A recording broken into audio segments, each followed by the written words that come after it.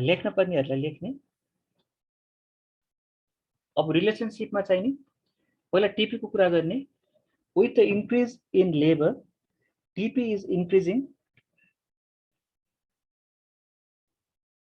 up to 5th unit of labor and it is constant at 180 unit भन्ने।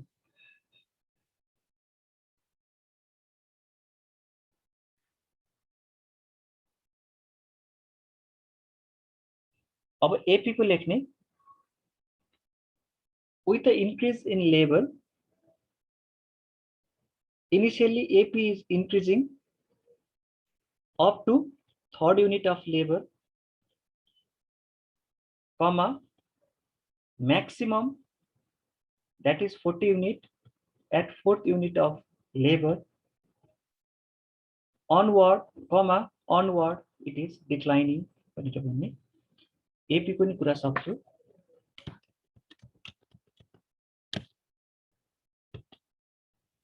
अब MP को कुरा गर्ने। with the increase in labor MP is increasing and maximum at 3rd unit of labor onward MP is declining भन्ने। अब अर्को प्याराग्राफमा जाने। onward on के भन्नुभयो सर? MP is declining भनेर भन्ने।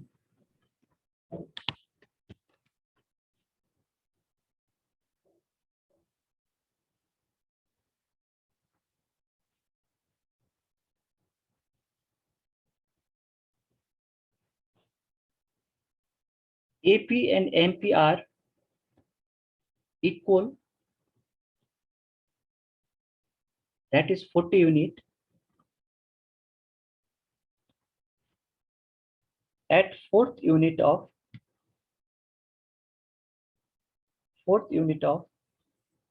labor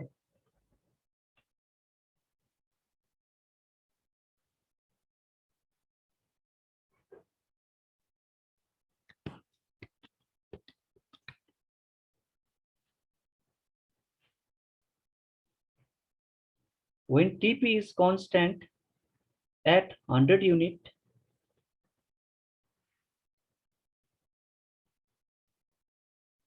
at 6th and 7th unit of labor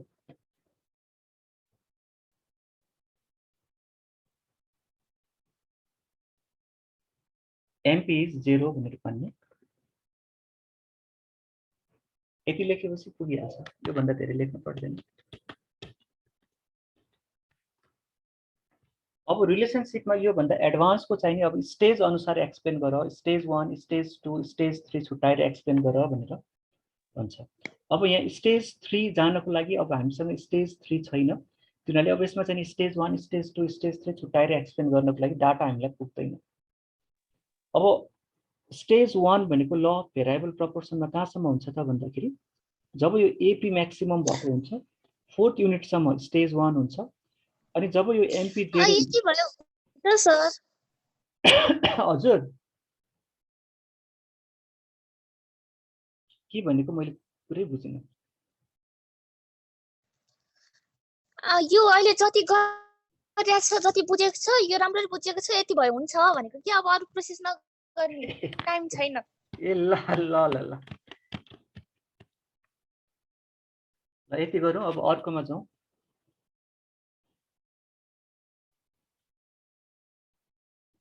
अर्को न्यूमेरिकलमा लगे मैले। अब इक्वेसन वाला यो तीनटा क्याटेगोरीको एउटा क्याटेगोरीको यो सिक्थ्यो अर्को क्याटेगोरीको यो सिक्थ्यो। अब 10 मार्क्समा सोधेको अब यो प्रोडक्सन फंक्सन अब यसरी इक्वेसन वाला सोधेको छ।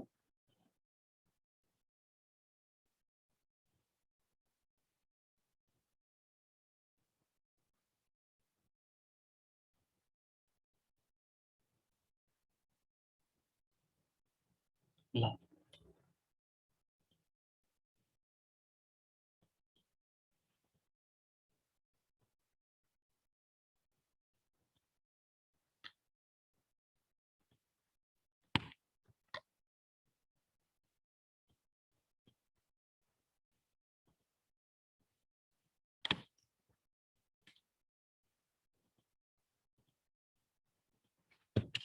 Chapter 5 TU 2072.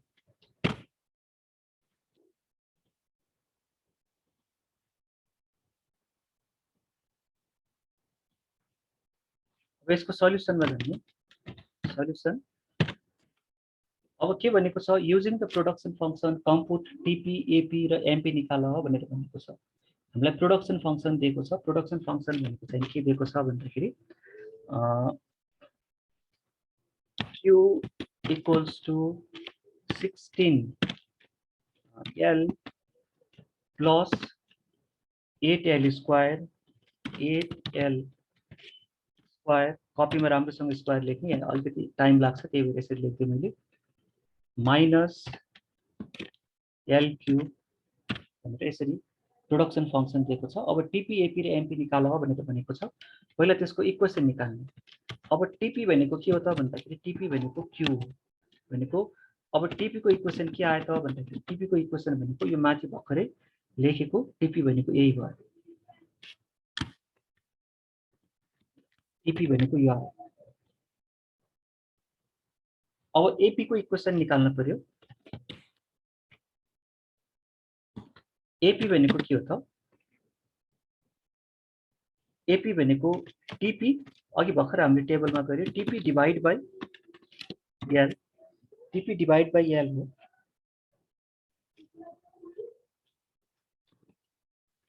अब टीपी भनेको हामीसँग इक्वेसन के छ यो छ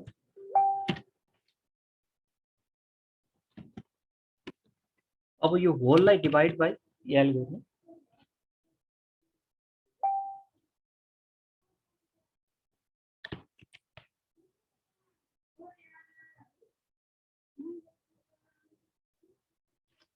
इक्वल्स टू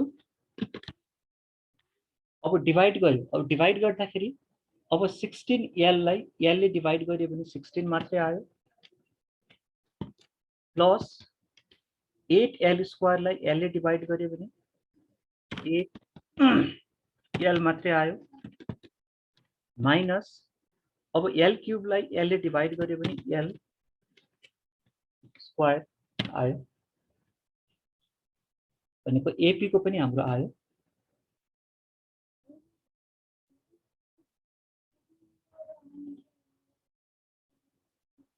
टीपी को इक्वेसन आयो यो एपी को आयो अब एमपी को निकाल्न पर्यो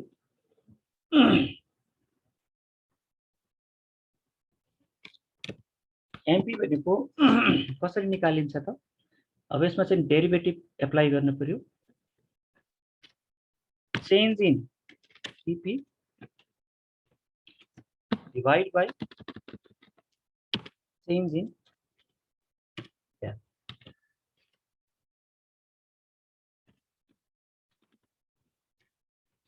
चेन्ज इन टीपी भनेको कति छ यति छ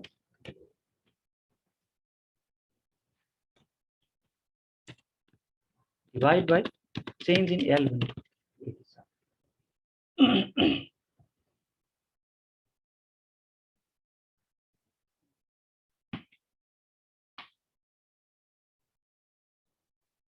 ल अब यसलाई म अलिकति इल्याबोरेट गरिदिन्छु डेरिभेटिभ नजान्नेहरूलाई पनि सजिलो हुन्छ अब छुट्याउने सुरुमा 16l छ त्यो हुनाले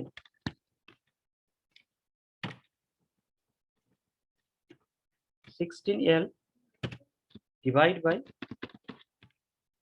dl गर्ने त्यसपछि यो प्लस को प्लस साइनै राख्ने अनि d यो अब यसलाई मात्र गर्ने डेरिभेटिभ अनि dl को ठाउँमा dl राख्ने अब त्यसपछि माइनस छ अब त्यसपछि यसलाई गर्ने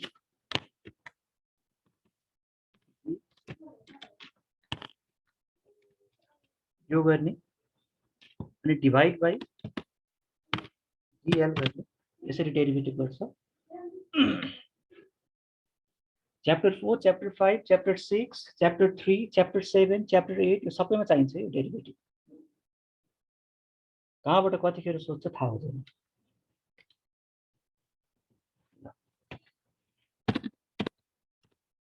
अब यो डेरिभेटिभ बुझेन भने मसँग छुट्टै टाइम लिने, दिउँसो म सिकाइदिउँला यो डेरिभेटिभ छुट्टै। अब यो 16 को डेरिभेटिभ हुँदैन, त्यो हुनाले 16 भनेको कन्स्ट्यान्ट हो, कन्स्ट्यान्टमा चेन्ज हुँदैन। 16 इज अलवेज 16, युनिभर्सल भयो। त्यो हुनाले 16 लाई बाहिर निकाल्दिनु। अब dl by dl बाँकी भयो। यस्तै प्लस अब यो 8 को पनि डेरिभेटिभ हुँदैन, 8 लाई बाहिर निकाल्दिने। बाँकी रह्यो कति त l square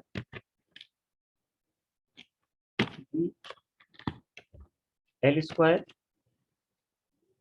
by dl minus अब यो चाहिँ नि dl क्यूब को यो कन्स्ट्यान्ट छ नि, यसलाई जस्तोको त्यस्तै राख्दिनु मैले।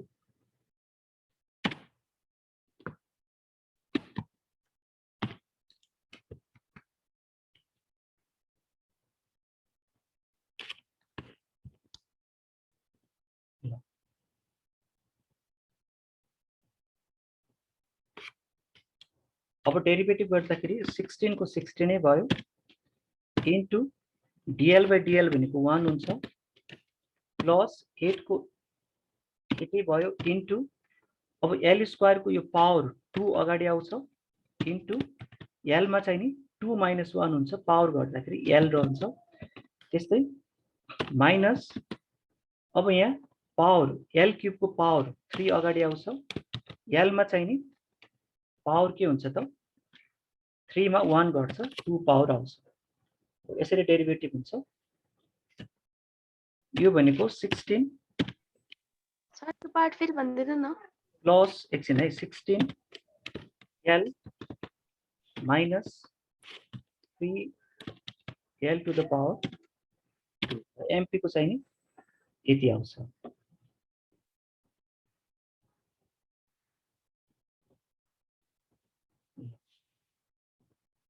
यो भनेको चाहिँ नि जस्तै 8 को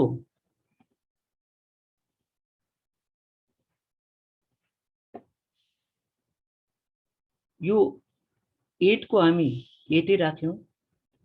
अब यो l स्क्वायर को चाहिँ डेरिभेटिभ गर्दा के हुन्छ भने यो l को पावर 2 चाहिँ नि बाहिरपट्टि आउँछ, यसरी 2 बाहिरपट्टि आउँछ अनि यसको पावरमा चाहिँ नि 1 घट्छ डेरिभेटिभ गर्दाखेरि, यसरी 1 घट्छ। घटेपछि कति भयो त भन्दाखेरि 8 2 जा 16, l को 2 - 1 भनेको l भनेर यसरी आउँछ। अब यसमा गर्दाखेरि चाहिँ नि के हुन्छ, अब अगाडिपट्टि यसरी 8 भने जस्तो कन्स्ट्यान्ट भ्यालु छैन, यो पावर 3 अगाडि आउँछ अनि यो पावरमा चाहिँ नि 3 - 1 भनेको पावरमा 1 घट्छ भनेको 2 आउँछ, भनेको यो भनेको 3l स्क्वायर भनेर यसरी आउँछ भनेको। यो डेरिभेटिभ बुझेन भने अब यो हामीलाई च्याप्टर 3 देखि च्याप्टर 8 सम्मै चाहिन्छ यो डेरिभेटिभ, यो एउटा कन्सेप्ट।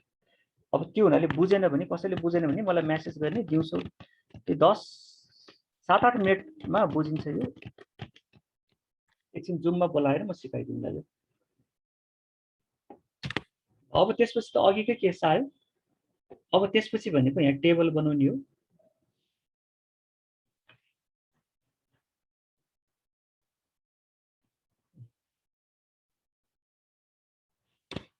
लेबर टीपी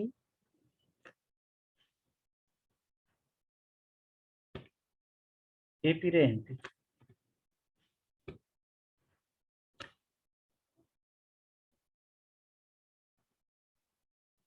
ल सुरुमा लेबर राख्ने हो, त्यसपछि टीपी राख्ने हो,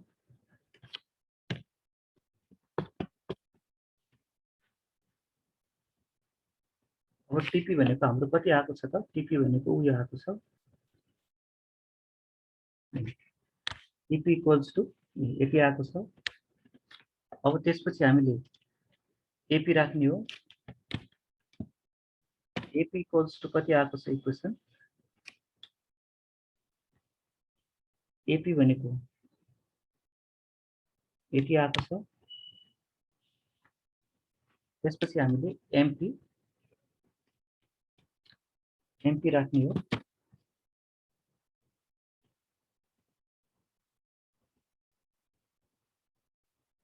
अब एमपी भनेको हाम्रो इक्वेसन कति आएको छ त यति आएको छ अब त डाटा भइदियो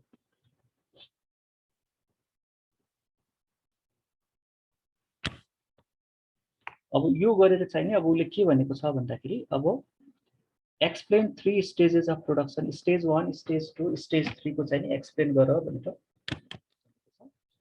अब त्यो स्टेज 1 अब थ्योरीबाट रेफरेन्स लिने अब त्यसको लागि अब थ्योरीको लागि चाहिँ नि अब कसैले बुझेको छैन भने अब यहाँ धेरैले चाहिँ नि क्लास लिइसकेको छ थ्योरीको तिनीहरूले थ्योरीतिर नलागौँ थ्योरीको क्लास लिन चाहिँ नि अब दिउँसो एकचोटि कन्ट्याक्ट गर्ने म सिकाइदिन्छु खासै ठुलो छैन अब लेबर चाहिँ नि त्यही हो हामीसँग ल अफ भेरिएबल प्रपोर्सनमा 0 1 2 3 4 5 कतिवटा राख्न सकिन्छ 6 7 अब पहिला 7 वटा राखेर हेर्ने अब 0 हुँदाखेरि टिपी को चाहिँ नि क्याल्कुलेसन गर्ने जस्तै एल को भ्यालु 0 भयो एल को भ्यालु 0 भयो यो टर्म पनि 0 यो पनि 0 यो पनि 0 भनेपछि यो के भयो त 0 अब यसमा के भयो त एल को भ्यालु 0 भयो यहाँ 16 आएको छ अब यो चाहिँ नि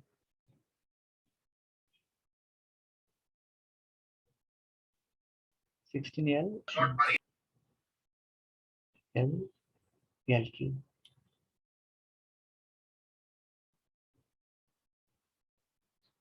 यहाँ 16 आएको छ र ठिकै छ यहाँ 16 आएको छ भने अब एपी भनेको चाहिँ एभरेज हो अब एभरेज भनेको चाहिँ यसमा कस्तो हुन्छ भने टिपी बाई एल हो यसको कन्सेप्ट चाहिँ थ्योरिटिकल कन्सेप्ट चाहिँ टिपी बाई एल हो भनेको टिपी डिभाइड बाई एल भनेको 0 डिभाइड बाई 0 भनेको जहिले पनि इन्फिनिटी हुन्छ पहिला त्यो कन्सेप्टमा जाने त्यो उनीहरूले इन्फिनिटी भनेको मिनिङलेस हुन्छ यहाँ 16 नलेख्ने मिनिङलेस भनेर यसरी ड्यास दिने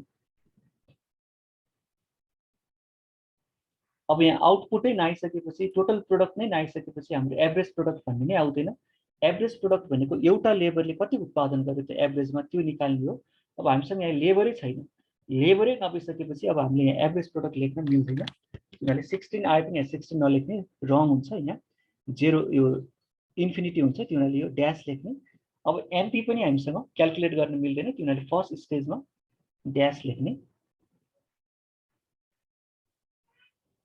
अब लेबर 1 हुँदाखेरि टिपी निकाल्ने अब 16 इन्टु एल 1 भनेको 16 भयो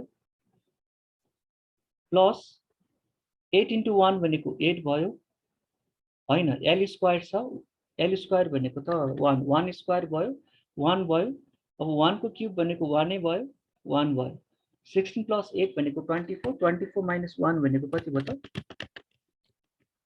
23 भयो ल अब यहाँ एल को भ्यालु राखेर निकाले पनि हुन्छ अथवा टिपी बाई एल सजिलोसँग हामीले गर्दै पनि हुन्छ जुन मेथड एप्लाई गरे पनि हुन्छ गरेर यसरी चाहिँ डाटा भर्दै भर्दै भर्दै जाने अघिको जस्तो यो टेबल भर्ने टेबल भरिसकेपछि यसरी चाहिँ नि अब यहाँ बीचमा स्टेज 1 कहाँसम्म हुन्छ स्टेज 2 कहाँसम्म हुन्छ त्यसपछि स्टेज 3 कहाँसम्म हुन्छ यो डाटाले देखाएको अनुसार स्टेज 1 स्टेज 2 स्टेज 3 को त्यो थ्योरीबाट एक्सप्लेन गर्दिने यो पनि सिद्धि हाम्रो न्यूमेरिकल अब लास्टको 5 मिनेटको न्यूमेरिकल छ एकचोटि लगइन हुने अनि म सिधाइदिन्छु अब लास्ट क्याटेगोरीको